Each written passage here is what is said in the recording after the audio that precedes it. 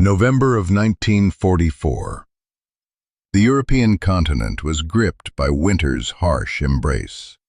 A formidable bastion, which had withstood assaults for 16 centuries, remained unyielding, shrouded in a dense fog.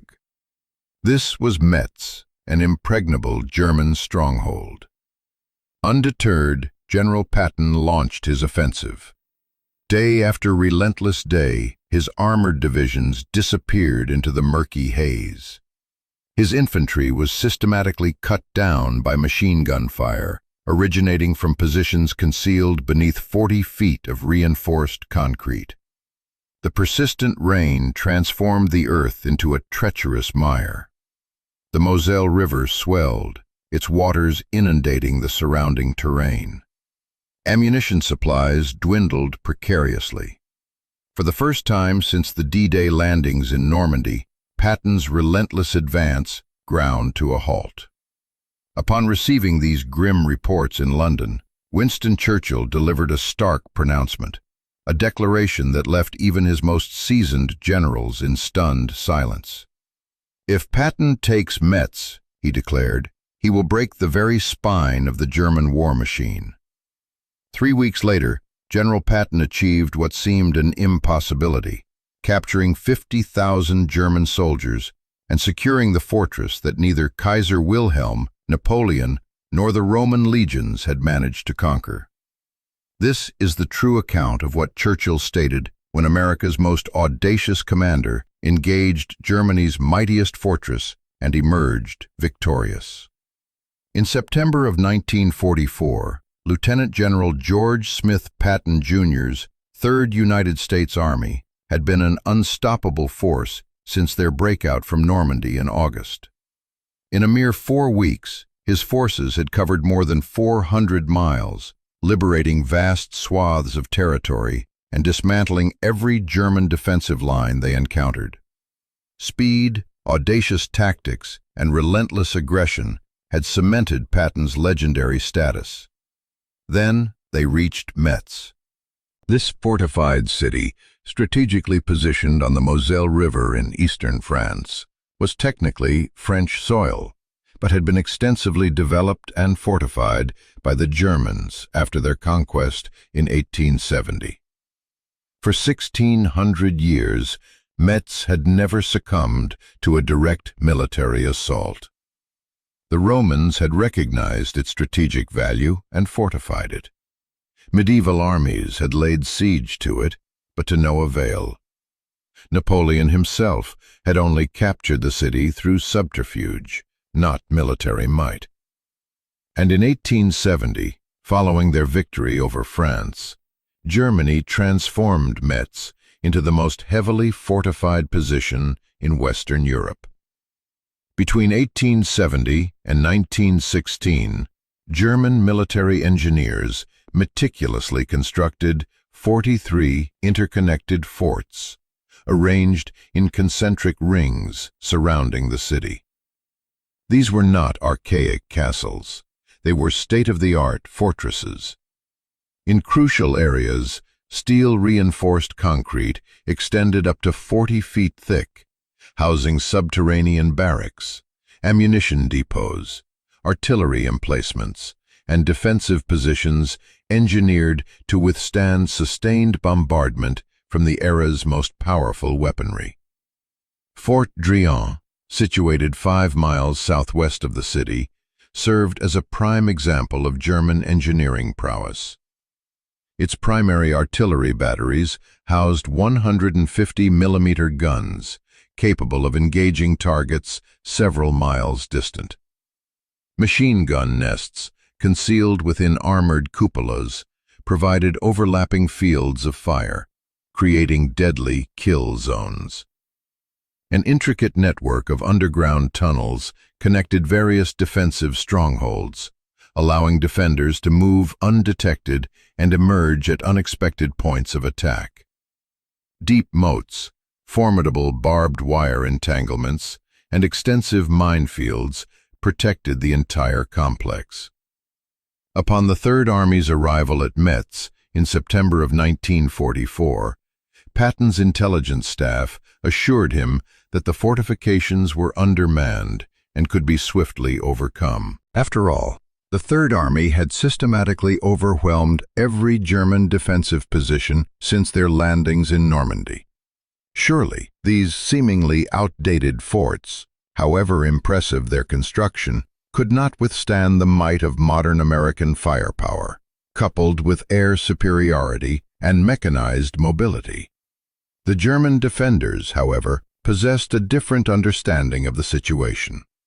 General Otto von Knobelsdorff, commanding the First Army, had assembled a composite force.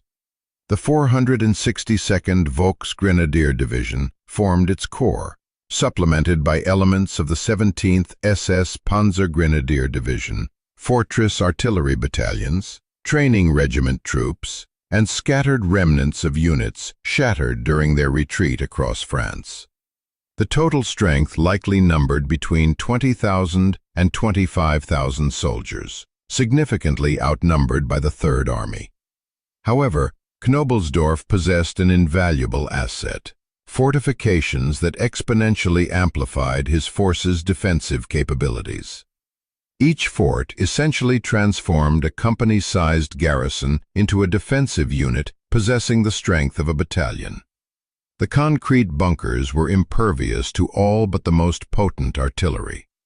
The interlocking fields of fire ensured that attackers faced simultaneous fire from multiple directions, and the defenders were fighting for the very approaches to Germany itself.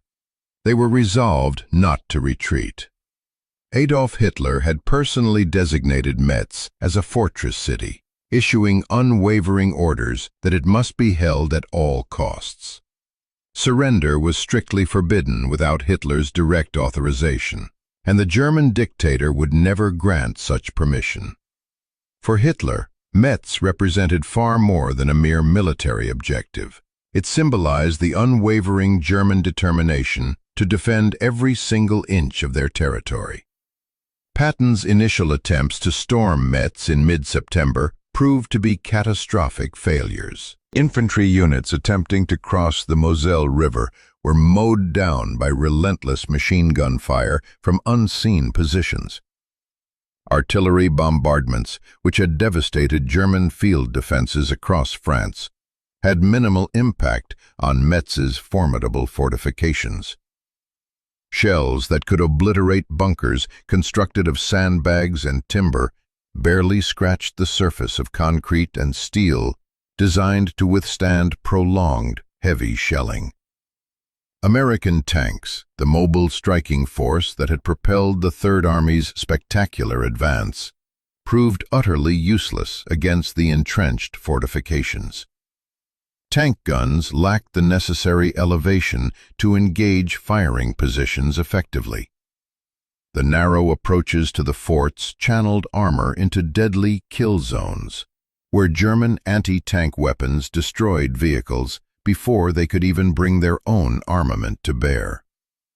By late September, Patton's lightning offensive had been brought to a complete standstill.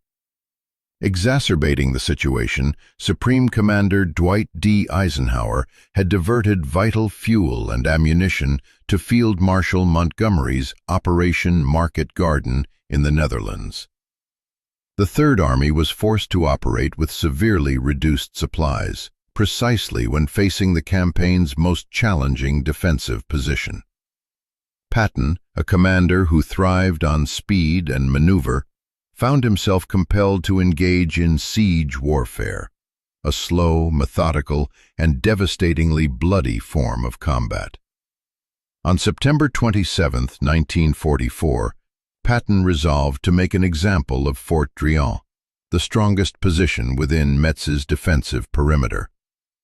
A successful assault, he believed, would shatter German morale, demonstrate American superiority, and reignite his army's momentum. Intelligence reports suggested the fort was lightly defended, with an estimated 100 to 200 troops. The reality, however, proved catastrophically different. At 2:15 in the afternoon, North American P-47 Thunderbolts of the Tactical Air Command unleashed a devastating assault on Fort Driant, dropping 1,000-pound bombs and napalm. The bombing runs were spectacular, with massive explosions creating mushroom clouds visible for miles. However, once the smoke cleared, the fort remained essentially unscathed. The steel-reinforced concrete construction, engineered by German architects to withstand the heaviest artillery of World War I, had absorbed the punishment. Craters pockmarked the surface, but the subterranean facilities remained intact. Next came the artillery. The Third Army's 200mm howitzers, the largest caliber available, unleashed sustained barrages. Again, the effect was minimal. The shells, which could demolish buildings and destroy field fortifications, barely scratched Fort Driant's resilient construction. Some rounds penetrated exterior walls, but failed to reach critical internal positions. At 5 in the afternoon, infantry from the 11th Infantry Regiment of the 5th Infantry Division commenced their assault. Companies E and B advanced towards the fort, supported by tank destroyers from the 818th Tank Destroyer Battalion. They advanced into a horrific scene.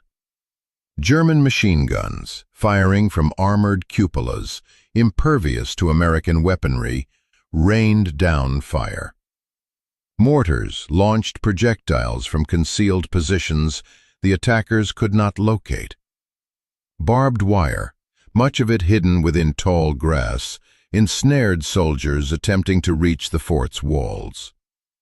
The tank destroyers, designed for mobile warfare against German armor, were rendered useless. Their guns could not elevate sufficiently to engage the fort's firing positions. As they maneuvered to achieve better firing angles, German anti-tank weapons destroyed 3 of the destroyers before the remaining vehicles were forced to withdraw. By nightfall on September 27th, the assault had completely failed. American casualties exceeded 50% within the attacking companies. No ground had been gained. Patton, however, refused to concede defeat. "I will take Fort Driant if it requires every man in 20 corps," he declared to his staff. More infantry was committed.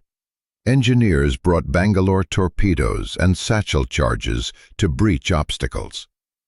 On October 3rd, a renewed assault finally secured a foothold on the fort's southwestern section, a small section of the roof where soldiers could find meager cover. For 5 days, American infantry clung to exposed positions on Fort Driant's roof, while German defenders launched counterattacks from subterranean tunnels. The fighting was surreal and terrifying. Americans above ground attempted to breach the concrete with explosives. Germans below ground emerged through hidden exits to attack from unexpected directions. Communication proved nearly impossible. Radios failed to function within the tunnels. Runners attempting to deliver messages were killed. Artillery support risked striking American positions. October 4th marked a critical juncture. Captain Jack Jerry, commanding the company at the deepest American penetration, dispatched a runner with a dire message. "The situation is critical. A couple more barrages and another counterattack, and we are sunk. We have no men left. Our equipment is shot, and we simply cannot continue." The message reached headquarters and confirmed what field commanders already understood. Fort Driant could not be taken by direct assault with the available forces and tactics. To make matters worse, neighboring German forts began directing artillery fire onto American positions at Fort Driant. The interconnected nature of Metz's defenses meant that assaulting one fort brought retaliatory fire from multiple others. American soldiers found themselves caught between German defenders emerging from tunnels below and artillery shells raining down from surrounding positions. On October 9th, Patton convened his corps and division commanders. The discussion was brutally honest. Over 500 American soldiers, killed, wounded, and missing, had been sacrificed at Fort Drian with no discernible gain. Major General Leroy Irwin, commanding the 5th Infantry Division, reported that his regiments were becoming combat ineffective due to casualties and battle fatigue. Other operations around Metz showed greater promise than continuing the Fort Drian assault. Patton made the most difficult decision a commander can face. He ordered the attack abandoned. On October 12th and 13th, American forces withdrew from Fort Drian under the cover of darkness, destroying what they could not evacuate. Engineers detonated 6,000 pounds of explosives to demolish positions and equipment. The withdrawal was completed by dawn. The failure sent shock waves through the Third Army. They had been an unstoppable force since Normandy, and now a single fort, one position among dozens, had halted their progress for over 2 weeks. In October of 1944, as the Third Army bled before Metz's formidable fortifications, reports detailing the unprecedented resistance reached London. British Prime Minister Winston Churchill, who had been steadfastly opposing Germany since 1939, meticulously studied the situation. His insights were shaped by a profound understanding of German military capabilities and the critical stakes involved in the Metz campaign. Churchill's military acumen was legendary. He had served as First Lord of the Admiralty during World War I, had commanded troops in combat, and had dedicated 5 years of World War II to intricate strategic planning. When informed that Patton, the general who had so rapidly advanced across France, was now stalled before a fortress city, Churchill immediately recognized the gravity of the situation. During a meeting with his military chiefs, Churchill delivered a statement that would profoundly shape how Allied leadership viewed the Metz campaign. "If Patton takes Metz," he asserted, "he will break the very spine of the German war machine." This assessment was not mere hyperbole. Churchill understood that Metz represented more than just a fortified city. It was the psychological linchpin of Germany's defensive strategy in the West. Metz guarded the vital approaches to the Saar industrial region, one of Germany's most significant manufacturing centers. The loss of Metz would allow Allied armies to pour into Germany's heartland. More significantly, however, Metz had never fallen to a direct assault in 1,600 years. Its capture would not only devastate German morale, but also powerfully demonstrate that even their most formidable defensive positions could not withstand Allied forces. Churchill also offered a somber observation that reflected his deep respect for German combat capabilities. "You will never know war until you fight Germans." This was not an endorsement of Germany. Churchill had dedicated his life to its defeat. Rather, it was a professional military assessment. He recognized that German troops, when properly positioned and resolute, remained formidable adversaries, irrespective of the broader strategic circumstances. This statement stemmed from Churchill's 5 years of experience fighting German forces across multiple theaters of war. British armies had encountered the Germans in North Africa, where Rommel's Africa Corps displayed remarkable tactical brilliance despite material inferiority. They had battled in Italy, where German defenders transformed every mountain and river into a fortified stronghold. Churchill knew that German soldiers defending their homeland, entrenched in fortifications built over decades, would fight with a ferocity that diminished the decisive impact of material superiority alone. Churchill's assessment reached Eisenhower's headquarters, reinforcing the Supreme Commander's growing concern about the stalemate at Metz. The Third Army, which should have been advancing towards the Rhine River, was instead locked in a protracted siege that negated America's inherent advantages in mobility and firepower. This delay provided retreating German forces with crucial time to establish defensive lines elsewhere and prepare for what would ultimately become the Ardennes offensive. In December, Eisenhower authorized additional resources for the Metz campaign. Heavy artillery, including rare 240mm howitzers, was allocated to 20th Corps. Engineer battalions with specialized demolition expertise were transferred to the Third Army. Most importantly, Eisenhower approved a major offensive, codenamed Operation Madison, designed to finally break the Metz stalemate through systematic encirclement rather than a frontal assault. However, resources alone would not suffice to crack Metz. The Third Army required new tactics, unwavering patience, and a willingness to engage in the grinding siege warfare that fundamentally contradicted Patton's deeply ingrained philosophy of mobile operations. The critical question remained: could Patton adapt his aggressive doctrine to the harsh realities of fortress warfare? Churchill's words, "break the spine of the German army," were not solely about Metz's tactical significance. They encapsulated a deeper truth. If American forces could conquer a fortress that had resisted every assault for 1,600 years, it would irrevocably prove that German defensive capabilities, however formidable, could not ultimately impede Allied victory. The psychological impact of such an achievement would resonate throughout German military leadership and among the soldiers defending other positions. On November 8, 1944, following weeks of meticulous preparation, the Third Army launched Operation Madison, a coordinated offensive aimed at finally capturing Metz, using entirely different tactics than the failed September assaults. This time, there would be no direct attacks on fortifications.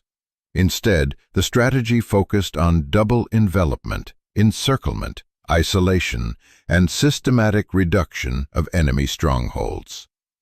Major General Walton Walker's 20th Corps initiated the offensive with 3 infantry divisions, the 5th, 95th, and 95th. The plan was elegant in its conception, but brutally challenging in its execution.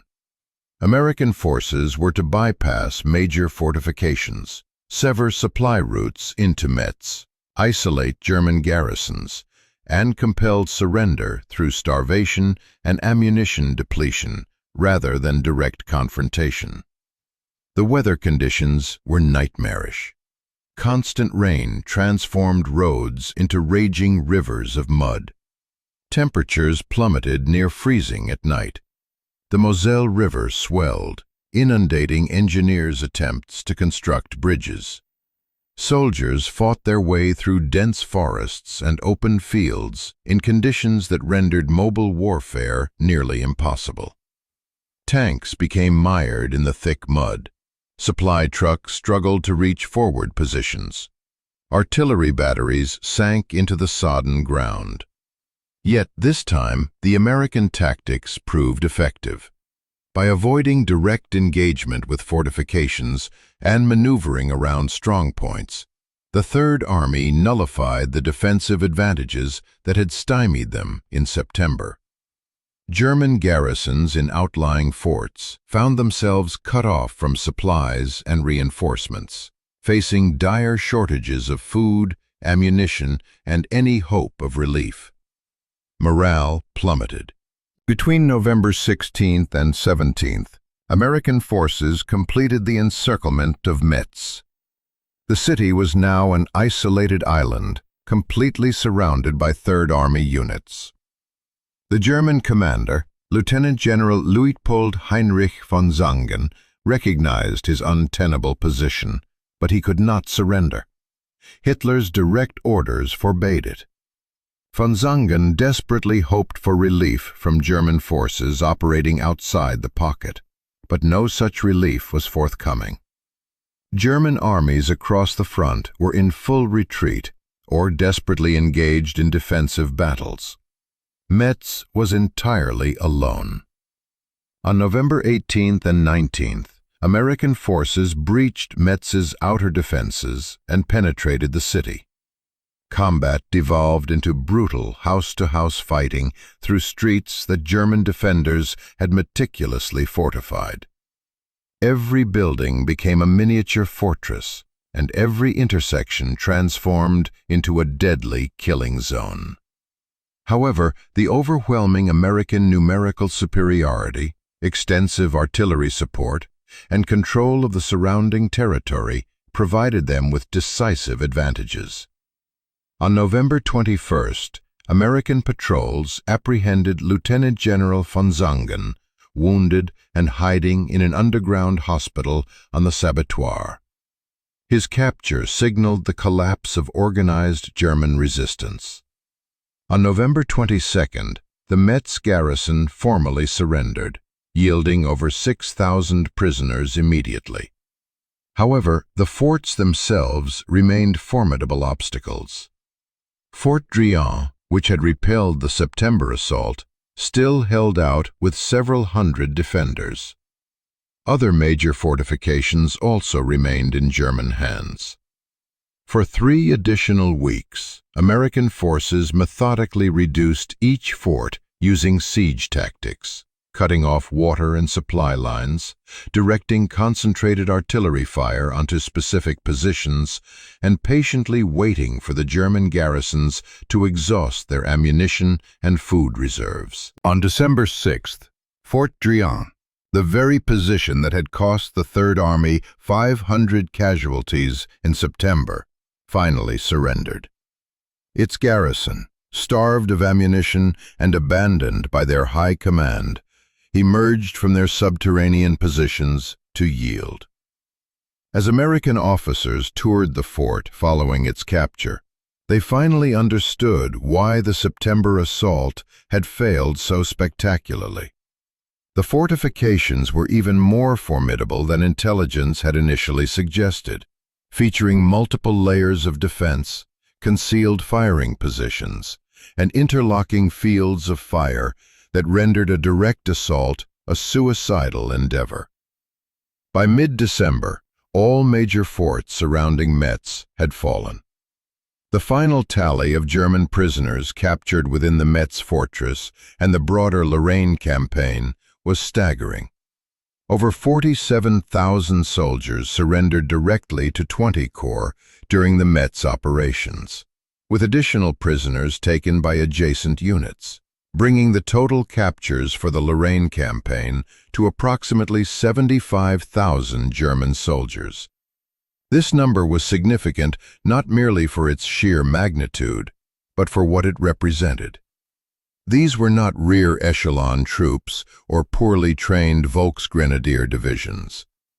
The captured soldiers included veteran units, fortress artillery specialists, and individuals who had fought with unwavering determination and considerable skill.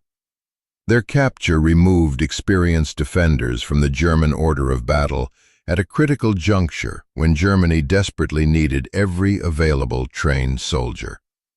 On December 13, 1944, as the last German defenders at Metz surrendered, Winston Churchill received reports detailing the campaign's triumphant outcome. His earlier prediction had proven remarkably accurate. Patton had indeed conquered Metz, and in doing so, had fractured something fundamental within German defensive capabilities. Churchill's response conveyed both deep satisfaction and a grim acknowledgement of the immense cost.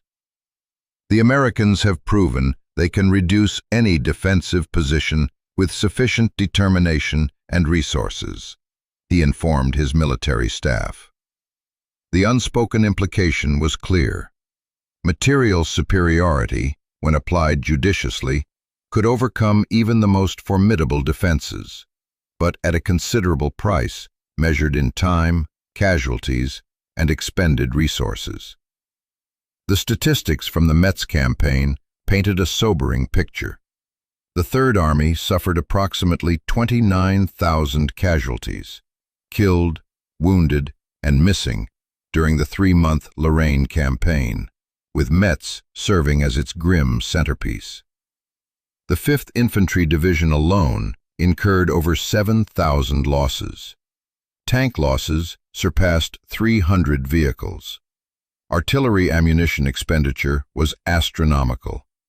The cost of breaching the fortress that had never fallen was measured in blood and steel. Yet, the strategic gains validated the price paid. In excess of 47,000 German combatants were apprehended in Metz, alongside further units vanquished or dispersed throughout the Lorraine offensive, which collectively signified a considerable erosion of German defensive strength. The psychological repercussions were equally profound. German propaganda had steadfastly asserted Metz's impregnability. Its capitulation exposed the fallacy that no stronghold, irrespective of its fortifications or historical prestige, could withstand the advance of Allied armies. Mr. Churchill's declaration that the fall of Metz would break the back of the German army proved remarkably prescient, extending far beyond immediate military implications. The acquisition of Metz unblocked access to the Saar industrial heartland. It strategically positioned the Third Army for subsequent incursions into Germany. Most critically, it demolished the enduring notion that well-defended positions, manned by resolute soldiers, could indefinitely postpone an Allied triumph. For General Patton, the ordeal of Metz represented the most arduous learning experience of his distinguished career. The commander, who had built his reputation on rapid movements and swift advances, found himself compelled to engage in a protracted siege, a mode of warfare antithetical to his every military inclination. His initial attempts at a swift assault had culminated in utter failure. Victory was only achieved when he reluctantly embraced methodologies he had previously disdained: methodical encirclement, systematic attrition of defenses, and the pragmatic acknowledgement that certain objectives necessitate time, regardless of the intensity of the offensive efforts. In his personal journal, Patton confided, "Metz proved more challenging than any engagement we encountered across France. The fortifications were more formidable than we had anticipated. The German defenders exhibited remarkable skill and unwavering resolve. We ultimately prevailed through overwhelming numerical superiority, superior resources, and a refined tactical approach. But it was a near thing." General Eisenhower, contemplating the campaign, dispatched a meticulously crafted message to Patton, blending commendation with a subtle acknowledgement of areas for improvement. He stated that the capture of Metz underscored the Third Army's inherent capacity to surmount any defensive barrier.